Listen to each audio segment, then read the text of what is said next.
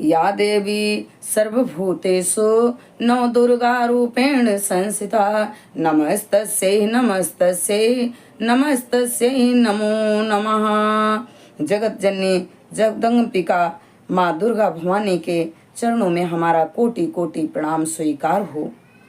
जय माता दी दोस्तों, मैं सरिता उपाध्याय सरिता ज्ञान गंगा में आप सभी का स्वागत करती हूँ। आइए हम दुर्गा सप्तशती के तीसरे अध्याय का पाठ आरंभ करें।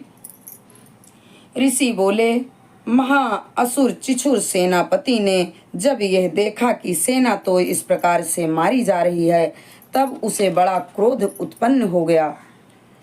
स्वयं भी अंबिका के साथ जाकर उसने देवी जी पर बाणों की इस प्रकार वर्षा की जैसे मेघ सुमेरु पर्वत की चोटी पर जलधारा बरसा रहा हो। तब देवी ने उसके बाण समूहों को खेल में ही काट दिया। फिर बाणों द्वारा उसके सारथी घोड़ों को भी मार डाला। फिर झटपट धनुष और ऊंची लहराती ध्वजा काट कर गिरा दिए। जब उसका धनुष कट चुका तब अपने बाणों से उसके अंग बींध डाले। जिसका सारथी एवं घोड़े मर चुके थे और धनुष भी कट चुका था, तब वह बिना रथ पैदल ही तलवार ढाल लेकर देवी की ओर दौड़ा। तेज तलवार से सिंह पर जाते ही प्रहार कर दिया। फिर देवी जी की बाम भुजा पर बड़े जोर से प्रहार किया। हे राजन, ज्यों ही तलवार देवी की भुजा पर पहुंची त्यों ही टूट गई। फिर तो असुर के क्रोध से आंखें लाल लाल करके सूल पकड़ लिया। भद्रकाली जी पर उस दैत्य ने वह सूल डाल दिया। वह सूल इस प्रकार चमका जैसे कि आकाश से सूर्य मंडल गिर रहा हो। देवी जी ने अपनी ओर आते हुए सूल को देखकर उस पर अपना सूल चला दिया, जिससे वह सूल सैकड़ों टुकड़े हो गया। साथ में उस चिछुर महादैत्य के प्राण भी निकल गए। जब महिषासुर का बलवान सेनापति मर गया, तब देव शत्रु चामर हाथी पर सवार होकर आ पहुंचा। आते ही उसने अंबिका देवी पर शक्ति का प्रहार कर दिया। श्री देवी जी ने ही हुंकार द्वारा ही मारकर उसे तेजहीन कर उसे नीचे गिरा दिया। अपनी शक्ति को गिरा हुआ देखकर चामर को बड़ा क्रोध आया। उसने सूल का प्रहार कर दिया। सूल को भी देवी जी ने बाणों द्वारा टुकड़े टुकड़े कर डाला। तब सिंह भी उछलकर हाथी के मस्तक पर चढ़ बैठा। फिर दैत्य के साथ युद्ध करने लगा। वे दोनों परस्पर लड़ते लड़ते उस हाथी से नीचे पृथ्वी पर आ गए। भयंकर प्रहारों से परस्पर युद्ध करने लगे। तब बड़े वेग से सिंह ऊपर को उछला। ऊपर आकाश से नीचे की ओर गिरते गिरते पंजों के प्रहार से चामर दैत्य का सिर धड़ से पृथक कर डाला। देवी जी ने शिला एवं वृक्ष आदि से युद्ध में उदग्र को मार डाला। फिर कराल को भी दांत मुक्का एवं थप्पड़ के प्रहार द्वारा मार गिराया। क्रोध पूर्ण देवी ने गदा की चोटों से उद्धत का चूरा चूरा कर दिया।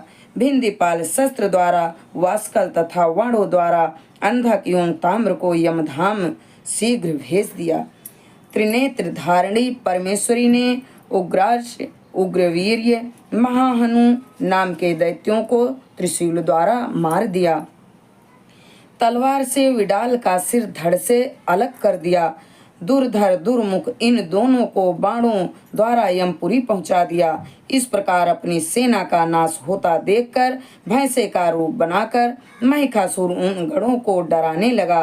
कुछ एक गणों पर खुरों से प्रहार करने लगा। किन्हीं को पूंछ से तोड़ा और दूसरों को सींगों से फाड़ा। कुछ एक को बेग द्वारा, दूसरों को सिंह नाद द्वारा, घूमने से अन्यों को श्वास वायु द्वारा पृथ्वी पर गिराया। इस प्रकार गणसेना को गिरा कर वह महिष सिंह की ओर झपटा। ज्यों ही सिंह को मारने लगा, जगदम्बा जी को बड़ा क्रोध उत्पन्न हुआ। इधर महापराक्रमी महिष भी क्रोध से पृथ्वी तल को अपने खुरों से खोदने लगा। फिर अपने सींगों से बड़े ऊंचे ऊंचे पहाड़ उठाकर फेंकने लगा। साथ में गरजने लगा। वेग के साथ घूमने पर पृथ्वी क्षुब्ध होकर फटने लगी। उसने पूंछ से समुद्र पर प्रहार किया, जिससे क्षुब्ध होकर समुद्र पृथ्वी को चारों ओर से डुबाने लगा। चलायमान होते हुए सींगों के द्वारा छिन्न भिन्न हुए बादल टुकड़े टुकड़े हो गए। उसके श्वासों की कठोर वायु से उड़ते हुए सैकड़ों पर्वत आकाश से गिरने लगे। इस प्रकार क्रोधपूर्ण उस महादैत्य को अपनी ओर आता देखकर चंडिका उसे मारने के लिए क्रोध में आ गई। कुपित चंडिका ने उसकी ओर पास फेंका, उसके द्वारा उस दैत्य को बांध लिया। तब तो उस महायुद्ध में बंधे हुए उस दैत्य ने अपना महिष भैंसे के रूप का त्याग कर दिया, झटपट सिंह के रूप में आ गया।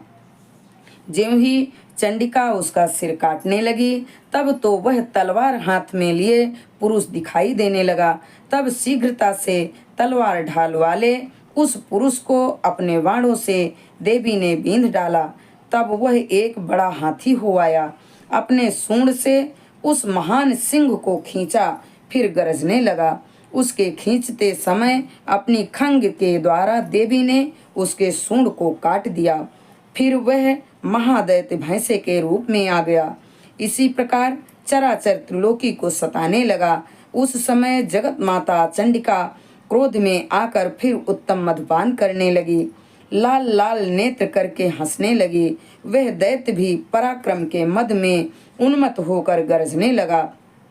अपने सींगों से उठा उठा कर पहाड़ देवी की ओर फेंकने लगा।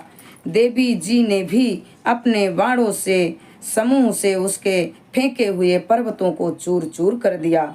तब सुरापान के मद के कारण लाल लाल मुख वाली चंडिका जी ने कुछ अस्त व्यस्त शब्दों में कहा।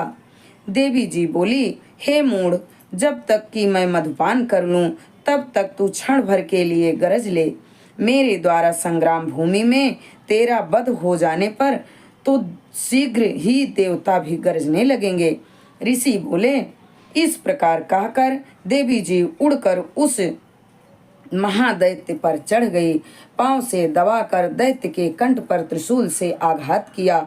देवी के पांव से दबे हुए उस दैत्य ने अपने मुख से बाहर निकलने का प्रयत्न किया, दूसरे रूप से किया। अभी आधा निकला था कि देवी जी ने अपने पराक्रम द्वारा वहीं रोक लिया। आधा निकलकर भी उस दैत्य ने युद्ध करना आरंभ किया। तब देवी जी ने अपनी तीखी तलवार से उसका सिर काट कर नीचे गिरा दिया। दैत्य सेना हाहाकार करने लगी। तब उस सारी सेना का भी देवी जी ने नाश कर दिया। सभी देवता अत्यंत प्रसन्न हुए। दिव्य महर्षियों के साथ देवता लोगों ने उस देवी की स्तुतियां की। गंधर्वराज गायन करने लगे, अप्सराएं नाचने लगी। इति तीसरा अध्याय संपूर्ण। यहाँ पे महिषासुर वध नामक तीसरा अध्याय संपूर्ण हुआ। माता रानी के चरणों में हमारा कोटि कोटि प्रणाम। जय माता जी।